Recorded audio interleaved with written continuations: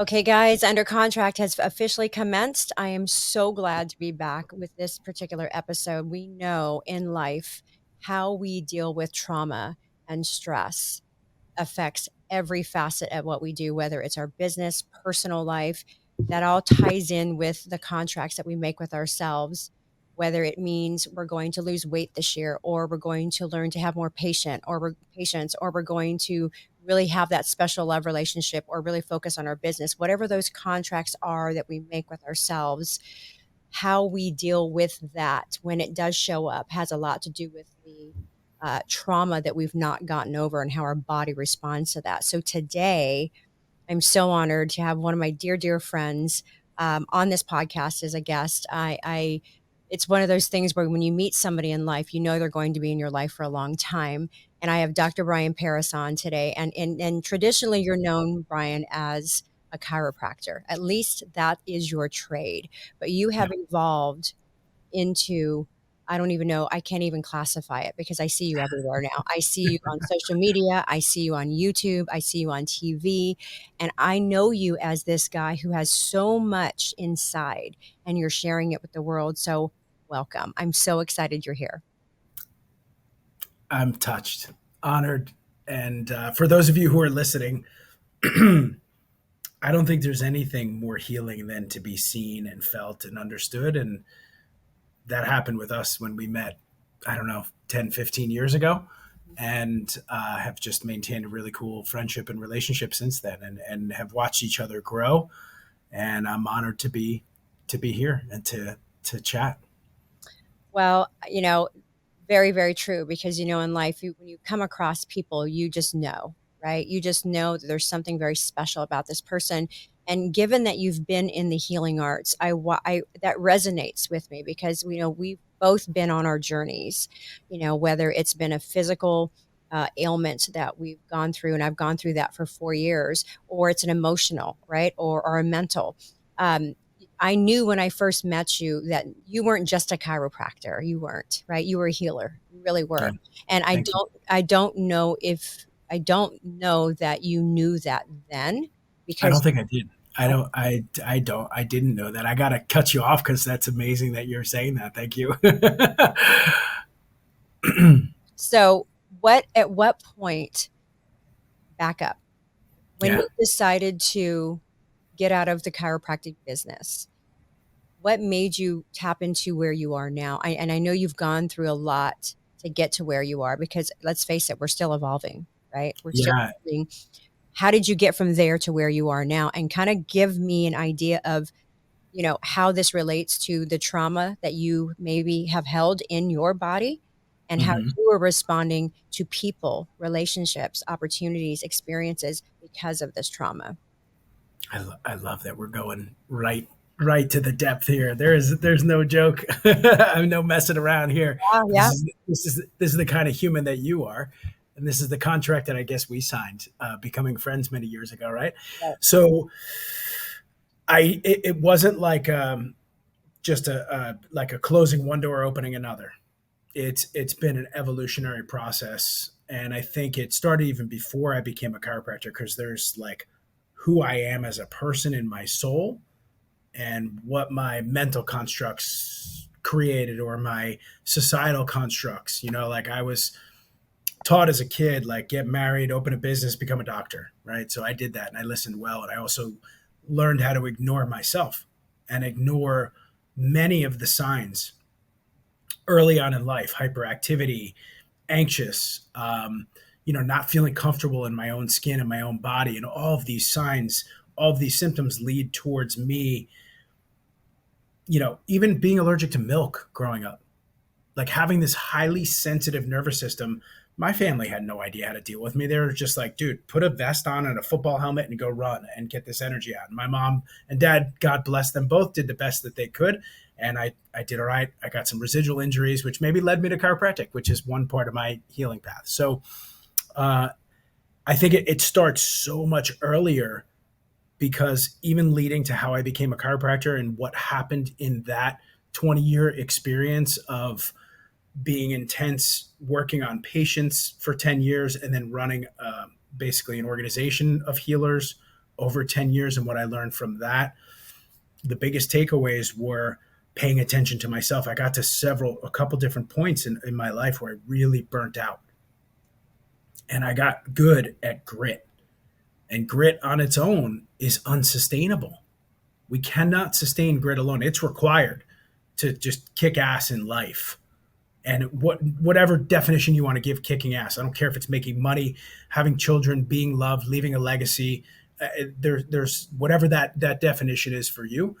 But those levels of burnout that I hit, and they keep teaching me, like, pay attention, man. Drop back, self-care, most important thing, boundaries. Learn how to say no, and learn how to cultivate, because the energy is I got a lot of it, and it is limited, and I want it to last. Like, I want to live till 120, and I want to be surfing and dancing and playing till then. I don't want it to be stuck in a bed, God willing, Right. because I'm taking the steps now. So it's all part of the path. We can dive into the specifics if you'd like, but that's the general Yeah, concept. and I like that because there's a couple of things that you touched upon as far as, we're conditioned to do A, right? So when we're growing up, your parents say or society says, this is what you're going to do and nothing else, almost as if Yeah. we don't have a choice. So we're conditioned or preconditioned to say, well, I guess this is what I'm going to do because it's expected of me. Forget about my feelings, forget about my desires, my wants, my needs. Okay, I'm going to go satisfy your needs because that's what you're asking me to do. So with that repression, Hmm. our body starts to manifest certain points, right? Like for me, I know my trauma areas, my neck, my low back. Chiropractic work does amazing for me because it, opens all of that up. But when we start to say no to those around us and yes to ourselves, we're going down a different trajectory. And your trajectory has literally been in and out and in and out. And you have rediscovered, discovered, rediscovered, and discovered yourself, your craft, and Yeah. who you are as a human being for as long as I've known you. Whether we've spoken frequently or infrequently, it's almost as if we've not spoken, right? Yeah. That we've had this conversation because I've seen you from afar go Yeah. through your evolution. And that's the only way that I can describe this, Brian, because you have evolved and you're still evolving. Yeah. So It's not something. in so in those moments of deep pain that Hmm. you've experienced, how did you know to connect that with what was manifesting in your body, and how has that helped you now? I think the first thing was to learn not to rely on numbing, whether it's, you name the addiction or the element, and it's there's so many available and so many distractions to numb myself from what I'm feeling, and that took the most courage, like, to say, okay, I'm gonna grow up a little bit here and level up and say, like, where am I responsible? And I am responsible. I am responsible too, right? Like, I'm at choice of every single thing, and I am responsible for everything in my life. Life happens for me, not to me. And that was a combination of many things: working with plant medicines, working with deep meditations, working with psychology, working with rites of passage, surrounding myself with men in particular who are going through very similar things, all different crafts. Like, how can I support them without fixing something?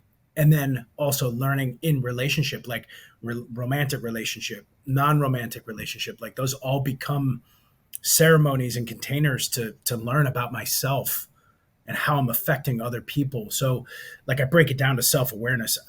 Like, can I really step outside myself? All the work from Michael Singer to, Eckhart Tolle, and, like, everything is really to ancient Buddhist studies and Tibetan things, and or Hindu studies, where just taking myself out and looking at myself from a different scenario. Now, what does it have to do with the body? For me, I'm a kinesthetic learner. So some people learn better through visual, some people learn better hearing, auditory, some people are just a sense. I'm very kinesthetic. I like to feel things. Like that's what drove me to be a chiropractor. I love using my hands, but also I like to feel things in my body and move my body. That helps me heal.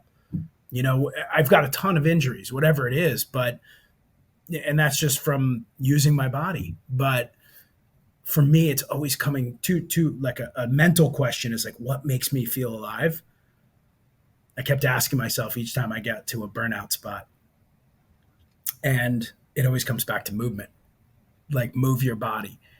I was just traveling a lot recently, working really hard, and we were just sharing this. And the only way I get back to my body is like I took it easy on myself, but I got back to grounding. I got back to Ayurvedic practices. I got back to hot yoga. I got back to the sauna. I got back to swimming. I didn't start lifting weights yet. I'm going to do that again tomorrow. But so like just getting into my body very slowly and respecting that and sleep.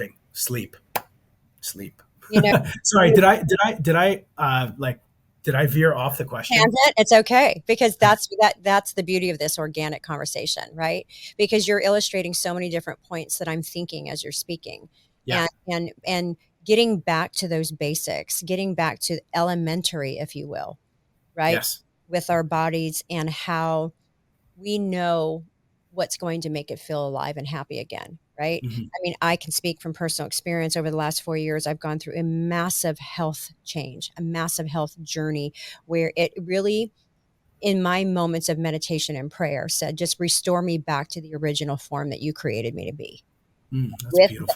and with that came a lot of things that I didn't expect but knew were on the horizon that when it presented itself, was I ready for it? Yes, but was I prepared for it was another question, right?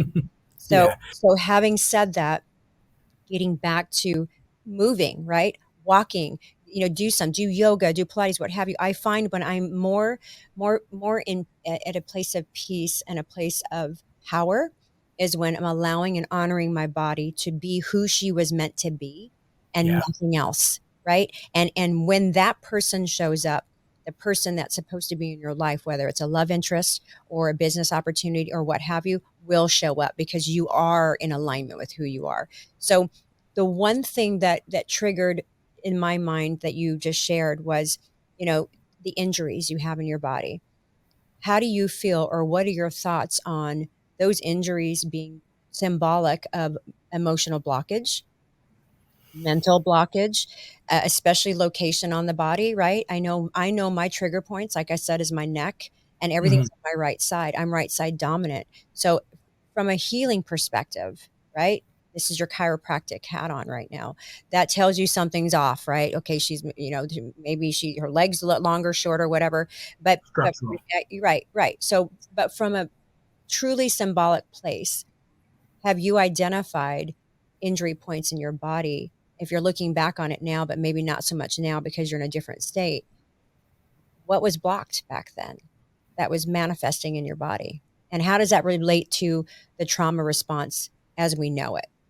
Yeah, and everybody else. I think it's different for each person. And like if we could, I don't think there's like you're having chronic anger and you're going to experience it here, or you have chronic shame and you're going to experience it here. But when you look at the behavior of something like chronic shame, right? I'm not going to feel as proud if I'm a young woman and I'm shameful of my body. I'm typically going to crouch over and hide and look at the areas that are, I mean, all multitude of areas are going to get affected, right? From my traps to my neck to my shoulders to my chest. Or if I'm arrogant ego, like I'm sticking out here, like that could. Or if I'm constantly breathing from an anxious state, I'm breathing up top versus down into my belly. And there's other principles and things I've read and worked with where like your low back is related to money, and I've heard that. I don't have like a direct map. I don't. At this point of my life and my career, it's more intuitive. Mhm. I can look at the structural injuries that I had playing football, or And so I ski and I surf and I mountain bike. So like there are some direct injuries related to specific traumas, but where the emotional stuff plays in, I look at it more what happens to your breath, what happens to your body when you're in closure. So if you look at our lines, our center, our body, like from our throat down to our perineum, like that's our center column, not just from the front, like we're looking at each other from the front, but so that tube that runs down also is an energetic tube. That's where our chakras line up. And, every time, let's say I was just listening to a podcast. So like every female, there was a woman speaking and she said every female that I've worked with has said yes, although she's been a no. And this may create a big tangent in our conversation. And it's an important topic though, because every female that is says yes and is a no, her body becomes a no. And there's closure. And then there's closure. And then there's closure. So every time there's closure, the body contracts. So I've lived by a statement now like open heart, strong back. Open heart, strong back. We are the only creatures that have our vital organs exposed. Every other creature has their vital organs protected. It's a real interesting, like we're bipedal, right? We stand on our feet and all of our vital organs are exposed. So we are vulnerable creatures by trade. Mhm. And then our ego says, no, don't be vulnerable. Yet in order to relate and become an enlightened human or an enlightened being or like to expand consciousness, we have to be vulnerable. And that's at least my path in life. I've learned that the only way I can, like my joy in life is to have deep connection and relationships with people, romantic or platonic. Even I'm way more platonic than romantic relationships. And I want to feel connected and be connected, see other people, feel them and have that reciprocated. And that requires vulnerability. So again, open heart, strong back. And like when I lift now and train, I train for resisting gravity, like or relating to gravity, I should say. I don't want to resist gravity. I want to have a good relationship with gravity over time, and I want to keep my body ready for spiritual experience. So being vulnerable, right? Mm-hmm. That's so taboo in our world, right? Yeah. Because the fear of me being really who I am risks judgment, right? Let's Yes. face it. It doesn't And matter, loss.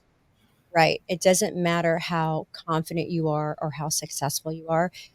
The mask of vulnerability is so powerful when you tap into it because you're Yeah. truly in your true state. You're truly in a true state of who you are. But we're so conditioned again to not be vulnerable. So with that, I know for me, and again, I'm speaking from experience, but talk to me a little bit about when we allow ourselves to become truly vulnerable, like legit, here's everything on the table. I want to feel this. I want to hurt. I want to cry. I want to laugh. I want to sigh. I want to do all of it. I want myself to be so open to this experience that even if I'm hurt, it's okay. Yeah. Okay. Talk to me a little bit about how staying in parasympathetic, right, helps with the central nervous system, helps with the quality of sleep, helps with when you are relating to one another, whether it's love or otherwise. Because I know for me, when I wake up and my cortisol is at 10, that's a problem, right? Yeah. It's I'm too much. function right. There's too much of my male dominant side because I'm very male dominant, right? But then it pushes the feminine side and it pushes her aside and tells her it's not okay to be vulnerable, right? You have to stay Mm. strong. So let's talk a little bit about, because I know for me, breath work it has done so much for me, right? Yeah. Breath work, staying in a parasympathetic state, fight or flight. Let's talk about that and how that all comes into allowing yourself to be vulnerable. And it's okay. It's okay. Hmm. How long do we have? Do we have a couple hours? Does No. it mean that? we may have to do part two. It's Um, okay. So, what's made the most sense to me in regards to understanding how the nervous system operates is something called the polyvagal theory, created by Stephen Porges, PhD. And there's a ton of work on it. And basically, he splits the nervous system into three sections. You've got your sympathetic fight or flight, which is fight or flight.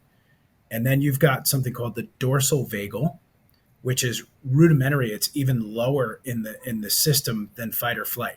It's when you're feigning death, pretending death. So like the antelope is about to get attacked by the lion and it pretends to be dead.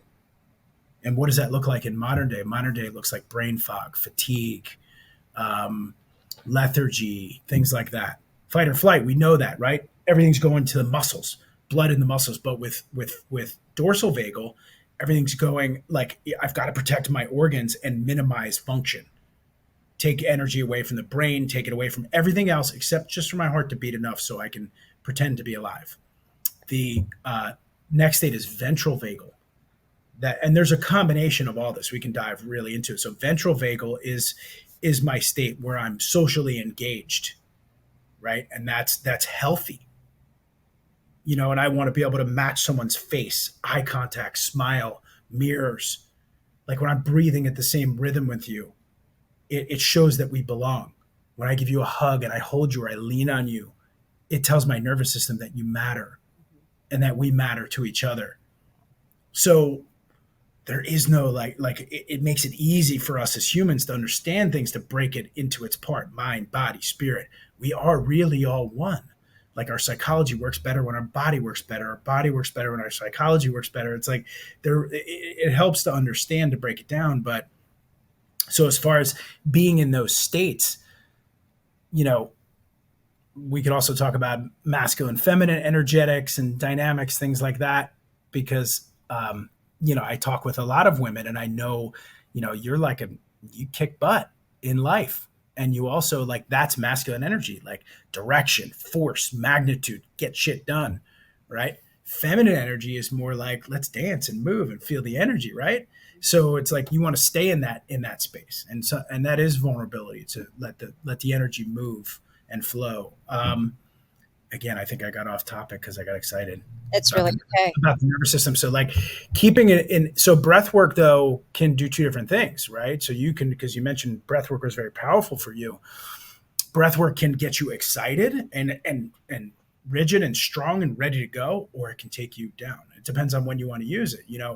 For myself, I'd rather use stuff that'll get me in more of a not a fight, or like a kind of a combination of that ventral vagal and that sympathetic, because I want to get moving in the morning, but at night I want to take my phone down. I don't want to be agitated, or I don't want to be fired up. I want to calm down and get ready for rest. Yeah. That's taking a discipline to practice that, and it's that's an everyday thing.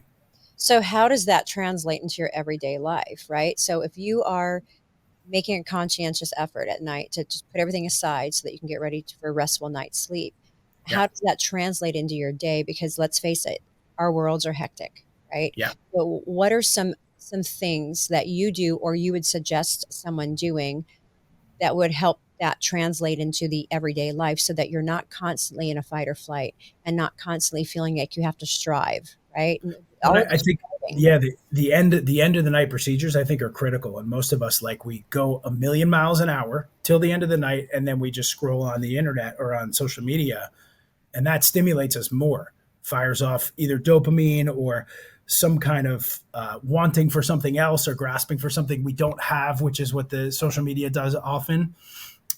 Which is what I'm attempting not to do on social media, is provide things that are just educational and applicable. What I've started doing at night is I use Ayurvedic oils, and there's specific oils that are designed to help calm the body. I light a candle. I'm very committed to my meditation seat. Mhm. So I have a seat that allows me to ground, and like I have a cushion and that I sit on, and it's a cool little blanket that I've got in my room. And I also light like Palo Santo, so I stimulate senses that are not going to get me up and moving, but that are going to calm me down. And then in the morning, I do more movement based things. I do some other Ayurvedic principles like a neti pot. You know what a neti pot is? Mhm. Yeah. So I'm like cleansing out this tongue scraping, movement, and breath holds and things like that. You And know, also, like, yeah, go ahead. no, Yeah. go for it. So some of the things that you mentioned, that may seem foreign to a lot of people, individuals like yourself because of the business that you're in and where you've arrived. in the healing arts. I know again, from my experience, neti pot, tongue scraping, right? And I'll take it a little step further and do, ear and sinus insufflation with ozone, right? To Yeah. help kind of clear out, Amazing. right, a lot of that, and that is very powerful. And you only recognize and appreciate and adhere to that when you've been through trauma, Yeah. right? You've been through something that has made you stop and go, okay, I have one body and I'm simply renting it. Yeah. Like, I am literally, I'm not even like, I'm not the landlord. I am Yeah. renting this body, and I Totally. have to treat it like it's my own, because Yes. we all have an expiration date, right? And with that, what we choose to do from birth to that expiration date, we're renting this body. So what we need to do is to nurture and to really empower, whether it's on all senses or all, faculties of life, we have to do that. And it sounds like you have created this space for yourself where at night you have this system or this ritual or this thing that you do that helps get you from crazy to zen state, and it's time for me to really go to sleep and have a good night's sleep. And then in the Yes. morning you have your rituals, you have your routine, you have your thing, you have it all in all that you've been through and all that you've done and seen and accomplished. How is your chiropractic work and your life experiences helped you arrive to where you are now? And again, keeping in mind, this is one stage. This is only one Yes. finish line, Mhm. right? There's As so you say, many, keeps evolving. right. There's a mental game too. I want to throw in there also, like gratitude practice, things like that, because it's really challenging to be in gratitude and be angry or sad at the same time. So I just want to make sure that for those listening who want to add these different practices in, for sure. But the chiropractic work itself has given me the gift of understanding how the human frame works, how the human body works, how just this lifestyle, this holistic lifestyle. Like, it wouldn't have worked for me to go, and something just drove me to chiropractic school, not medical school. Like, I could have taken that path, and it didn't fit for me. Maybe it was a little more work too. But I don't know what it was. It just drove me in this direction. But chiropractic just made sense to me to stay in the like in that holistic direction. But it really gave me this. Here's the gift that it gave me, because the gift that I'm in this stage in my life is to understand what is embodiment. What does it mean to connect emotion with the body and the body with emotion? Because that's where, when that unity occurs, that's when we become whole. That unity of masculine and feminine dynamics, and like knowing both parts of that, myself in that way, and then also understanding how the body works with the brain and the brain works with the body. So that's the gift that it gave me to really, arrive here. Yeah. And when it doesn't connect, it manifests itself Even better. in our body. And it's, I was reading something today, and talking about, even your thoughts and inflammation. I mean, the answers are simple, they're just not easy, right? Hmm. Keep your inflammation down, move, sleep. Hmm. Right? And if positive mindset keeps your inflammation down, eating the right foods for your body keeps your inflammation down, healthy movement, things that you like, joy, bliss, like, it's easy. It ain't simple though. Go back to Simple, basics. simple, not easy. Yeah, basics. It's basics. It's almost taking us back to, again, the elementary state of life, right? Yes. I mean, when it's not broken, don't try to fix it. So if you've tried all of these ways of doing and being, and you're getting resistance in one way or another, go back to the basics, right? A Get a good, walk in the woods, a 20-minute walk in the woods has been proven to outperform most SSRIs. yeah, go down to the beach, go down to the water, put your feet in the water, ground, right? Yes. Go back And to then basics. turn around and look at the homes that you're selling on the beachfront. That's it, right? I that's the crazy thing, right? When you're in my business, especially, I have the opportunity to be a part of a very big decision of anybody's life, whether it's their first home or their 20th home. It's a Yeah. big decision, right? And I don't Yeah. take that lightly. The opportunity for me is to show up in all of my pain and all of my trauma and all of my blessings and all of my gratitude and serve, period. Mm. Right. So for you, you've gotten to this space where you've gone through your trauma, you've gone through your glorious moments, your mountaintop and valley moments, but you're serving. and you're Mm. serving in a way that serves you, and you're serving in a way that serves everybody around you, that also brings the relationships that you deserve and you crave and you desire because of who you are, right? You show up, you do the work, and you show up, and it happens. So, with that, before I Thank you. let you go, because we could go on for days about this, and we're going to have you back on, what's a contract that you've made with yourself that's a non negotiable right now? Mm.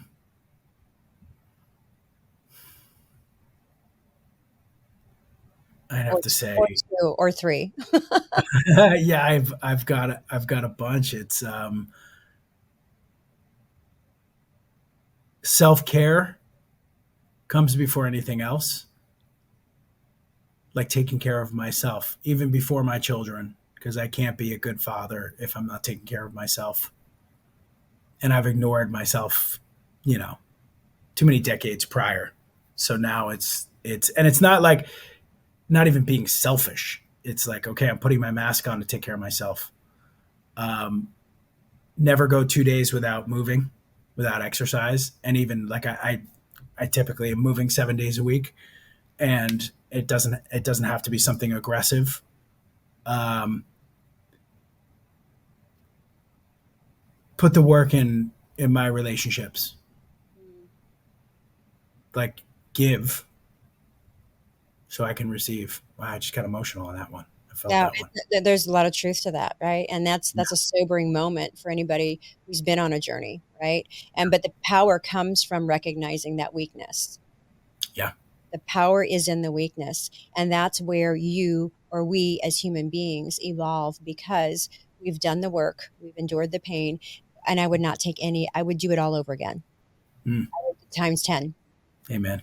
because Yeah, it allows you to get to this space where you're more compassionate, you're more sensitive, you're more loving, you're more kind, you're more receptive to all that life has, good, bad, different, or not, whatever it is, you're yeah. receptive to it because in your world, it's not good or bad, right? It's not right or wrong. It just It is. is, Yeah, right? And to be receptive enough to allow our bodies, wherever we're manifesting that trauma, manifesting that pain, the minute we let go, those blockages go away. They go away. And we can be a sponge to receive what we're meant to receive. So that's my mantra. I want to honor you for Mm, for being the medicine, because I think that's what happens when we go through these journeys and we experience, like, we become the medicine for ourselves, and that in turn becomes the medicine for others. And you don't heal anybody else. Like, I don't heal other people. That doesn't work. And it's a constant battle. I look at myself as a lifelong uh, shaman in training, because I'm not a shaman, but I'm always in training. I'm always learning. Yeah. Robert, we're forever students, right? Yes. So, Yes. what's one word of advice that you could give someone who is right there? They're right there. They're on the brink. They've done the work. They want to give up, but they're not giving up. I'm gonna steal this from my men's team. Actually, they'll be really happy. Is that our motto is sharpen, soften, surrender. Sharpen, soften, surrender is going to be the name of this episode. Uh, Sharpen, soften, and surrender. My my, producer in the background, he's my my so I yeah, for those of you who don't know, men's work is where men actually help support each other, and in ways that we're not ridiculed for actually learning how to express and communicate. And in essence, we're allowing to receive and still staying fierce with integrity. yeah. So it's that combination. So yeah, my team will be very very happy with that one. Well, whoever your team is, thank you for those sage words. I was sharpen, soften, and surrender. That is my new hashtag. That Um, is awesome. Brian, Dr. Paris, Brian, all the accolades, names, titles that you could ever be called. I'm going Brian's to good. call you friend right now, friend, Yes, confidant. I'm honored. I'm blessed. I'm grateful to just be able to have this space for us to talk. Please come back again. There's so much more we could talk about. I this feel is like just the beginning. this is going to resonate with so many people because I feel like a lot of this, I mean, mental health is talked about a lot, right? But truly talking about the body and the connection that our body goes through when we're not addressing these very things, when we're not living the very best life. And we can say it all day on social media, living my best life, but are you really? Right? So thank you. I honor you. I honor what you've created. I am just so grateful. I can feel your energy. I can feel your love. I can feel the connection, even though we're miles away from one another. But Yeah. I feel like the contracts that you've shared with us today, that you've made with yourself, resonates with more than just one person. It's resonating with me and it's keeping me accountable. So, Thank you, Tammy. for Thank you those so of you who want more information, Dr. Brian Paris is accessible through social media. What's your Instagram handle? at Dr. Brian Paris. Okay. DrBrianParis, or yeah, that's the best place to find me right now. And just so you guys know, he does a lot of educational content where, he'll talk about things that you may think about. He'll talk about things that you've read about. So check him out on social media. He's also on YouTube. Yes. And if Yes. you, and if you were sitting watching TV on a Saturday or a Friday night or a Monday morning and you look at on TV and you go, "Oh my God, that's Brian. Oh, he's on TV with a commercial. Oh my God, Sometimes I'm wearing the white coat, the but white yes, coat, right?" today just the t-shirt. So Yeah, but my point is, for those of you listening and watching, reach out to well, him. He is a worth also of. keep a lookout for burnout relief blueprint. You'll see that hashtag is starting to come around on my stuff. So that's Okay, coming up in the near future. Yeah. wonderful. So reach out, any questions, and again, as always, for those of you that listen, for those of you that watch, pay attention to your body, pay attention to your minds, honor the contracts you make with yourself, whether it's in business or otherwise. We have one life. We're renting our body. Do her or him good, and honor those commitments that you make to yourself. Thank you so much. Appreciate it. Thank you. Thank you Thank so you. much. Thank you.